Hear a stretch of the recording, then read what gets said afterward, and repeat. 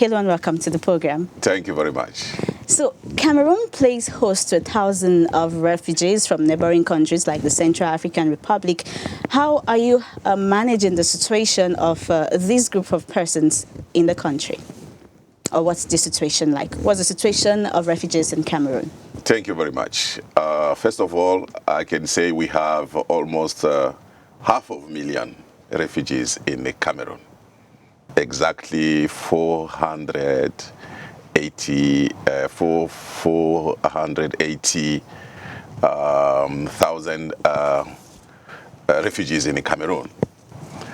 And 69% of refugees are from Central Africa, and 23% they come from Nigeria. And then we have also urban refugees.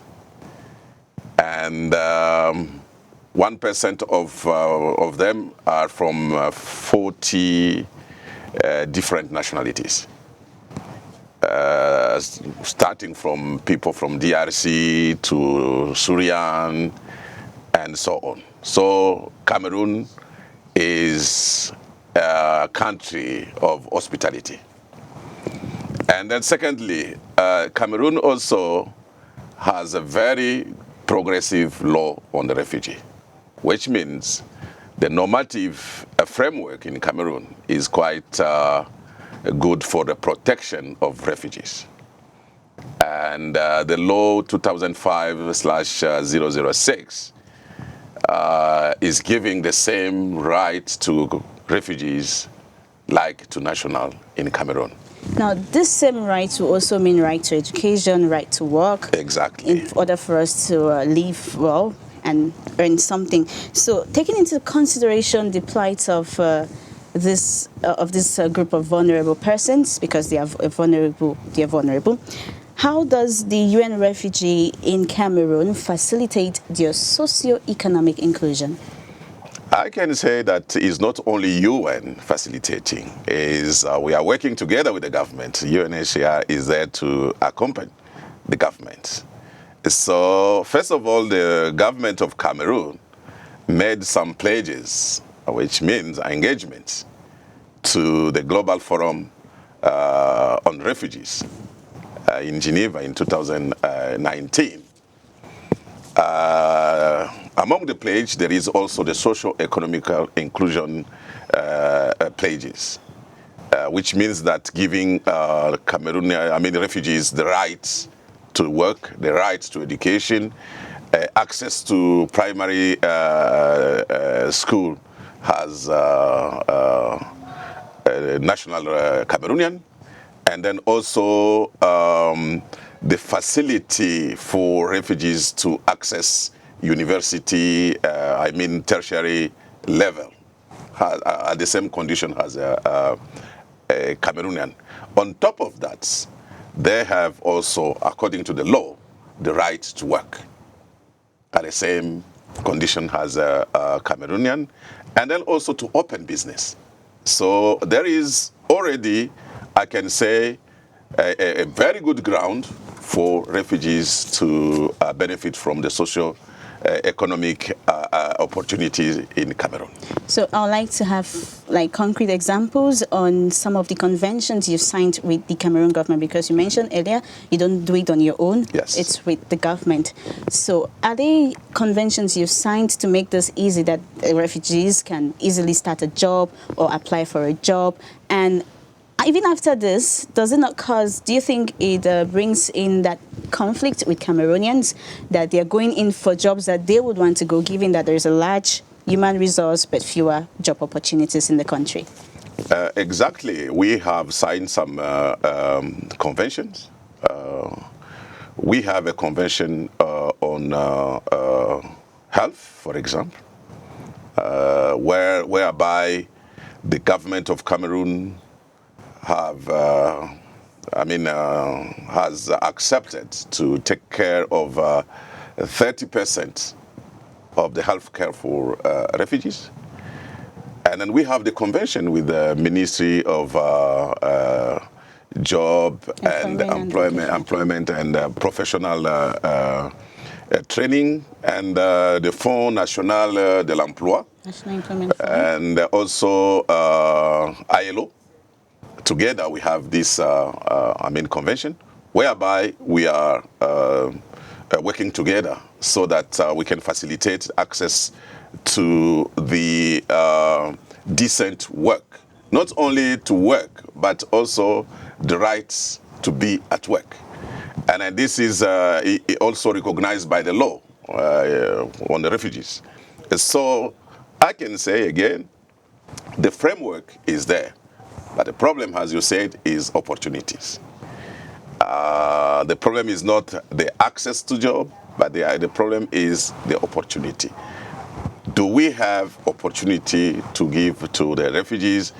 That is where we are coming out with some innovative approach, which means not the refugee to be considered as a burden, but to be also as an actor of the development of economic development in the area where they are living. That is the way that we are seeing a thing. Why this way of going? Because we want to teach them to be self-reliant while they are in exile. And then when they go back to their own country, they will be also not dependent on aid assistance. That's, in fact, our philosophy in terms of socio-economic inclusion. Now, how can the private sector contribute to making it easy for refugees to access decent jobs? From our experience, first of all, because last year we have done what we call,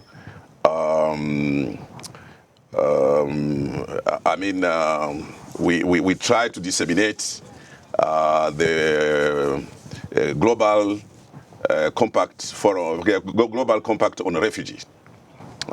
It is the way that we are approaching now the protection of refugees, according to the High Commissioner. And when we did some tour within the region hosting refugees, we have realized that the private sector did not know about the refugee law. That's the first thing we have to do. Sensitization of the private sector on the rights of refugees. They thought, according to the conversation that we had, that the refugees don't have right to work. This is one of things that we are now working on it, so to work with the private sector to understand that according to the law in Cameroon, the refugees, they have the right to work. And then now how to access to the market, they will access to the market according to the competition. Because now we have, for example, a program called the DAFI. We are working on this program with the German government through the Einstein Foundation for the excellence of refugee students. They can have a master's degree and so on. We have now this kind of people. So the competition will be on the market, on the competencies, not on the status. Now, talking about competition and the opportunity to work, in Cameroon, what kind of jobs are open for refugees? Can a refugee be a director of an institution? Yes, because there is the possibility for refugees to have a job in public and private sector as per the law. So now what I was saying is to be realistic. To be realistic, what is feasible and then what is not. But if taking into consideration the competencies and going through a competitive process, and refugee can be taken as the best choice or the best option, I think yes. And as I said, for UNHCR, we are thinking giving the opportunity to refugees and the host community in terms of building their resilience, economic resilience in the area where they are living.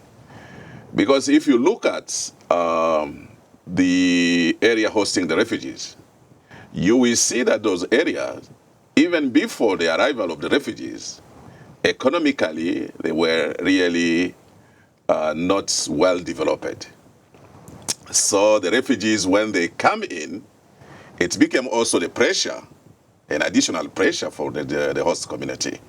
So when we are looking about improving the resilience, socio-economic resilience, and then the livelihood in those areas, we are also considering the host community.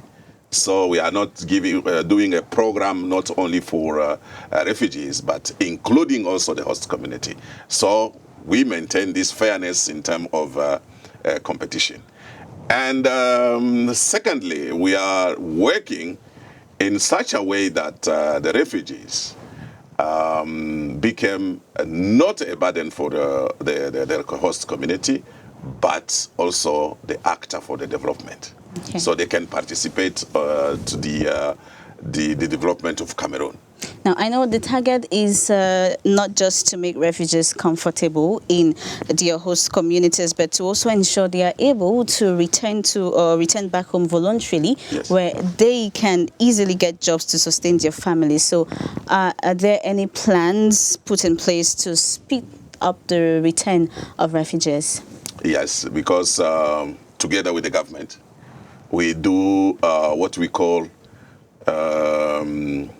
return intention survey to see how many refugees they want to voluntarily return. At the moment that we are speaking, there is a convoy for repatriation going to Central Africa, going back to Central Africa. So although we are not yet at the level to do the promotion of repatriation, but we continue to repatriate people who want to go back, as you said, on the voluntary basis. Yeah. And also, not only we are doing repatriation, there is also the resettlement. So the refugees, we are sending also refugees in the third countries, like France, okay, USA, and Canada, and then they are going. Last year, we have almost 500 people who went back. We went on a resettlement. This year, we are targeting almost 900 people who are going on a resettlement in the third country. And then on top of that, we have what we call a complementary pathway, which means that students, refugee students, going on a program to university abroad, Italy, France, and so on, so that giving also the opportunity for refugees not only to be in Cameroon, but to have also what we call the solidarity on the refugees, so we can find a durable solution for refugees.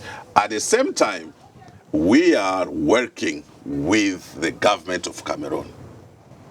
I don't know if you recall that we organized here in Cameroon in last year, April, regional ministerial conference on Central African Republic.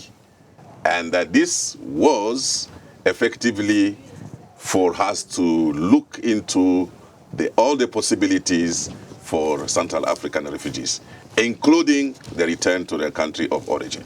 All right, thank you, Cesar Mbav, for your insights. Just to recall that you are the Deputy Representative for the UN Refugee Agency in Cameroon. Thank you very much. You are welcome.